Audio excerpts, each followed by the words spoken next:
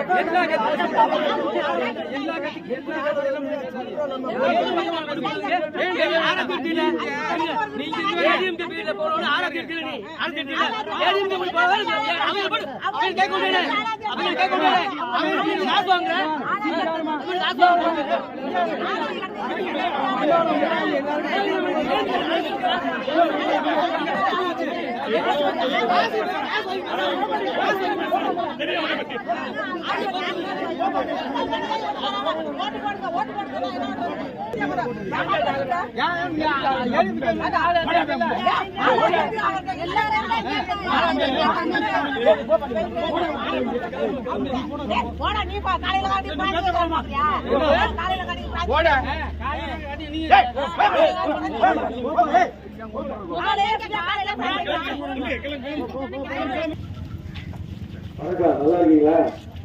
இதெல்லாம் பார்க்கறது ரொம்ப சந்தோஷம். அம்மா கை தினத்துல பெரியவரே வணக்கம், எல்லாருக்கும் வணக்கம் வணக்கம் வணக்கம். கை தினத்துல காங்கிரஸ் கட்சி சார்பா திராவிட முன்னேற்ற கழக கூட்டணி சார்பா போட்டிடுறோமா? நீங்க எல்லாரும் எனக்கு ஒத்துமையா இருக்கு, வாக்களிக்கணும் தலையோட கேட்டுங்க. பெரியவரே கை தினத்துல போட்டிடுறேன், கொஞ்சம் பார்த்துக்கிட்டு எல்லாம் ஆளுநர் தெரியுமா?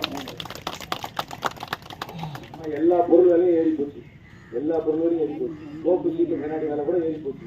உங்களுக்கே தெரியும், பெட்ரோல் விலை டீசல் விலை எல்லாம் ஏறி போச்சு. சிலிண்டர் விலை ஏறி போச்சு, சிலிண்டர் விலை ஏறி போச்சு. இதெல்லாம் விலை குறையணும்னாக்கா, இதெல்லாம் விலை குறையும்னா மத்தியில் ஒரு ஆட்சி மாற்றம் வரணும்.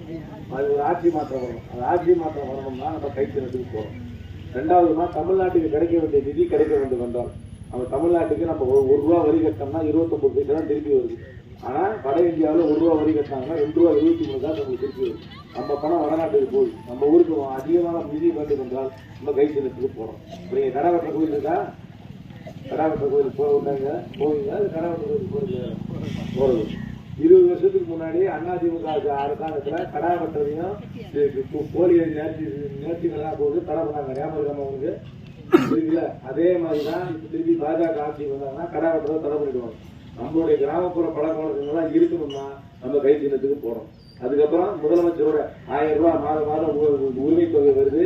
பிள்ளைங்களுக்கு எல்லாம் பெண்களுக்கு காலேஜ் போறதுக்கு ₹1000 கொடுக்குறாங்க. அதுக்கப்புறம் பஸ் ஃப்ரீயா கொடுக்குறாங்க. காலையில குழந்தைங்களுக்கு ஸ்கூல்ல டிஃபன் கொடுக்குறாங்க.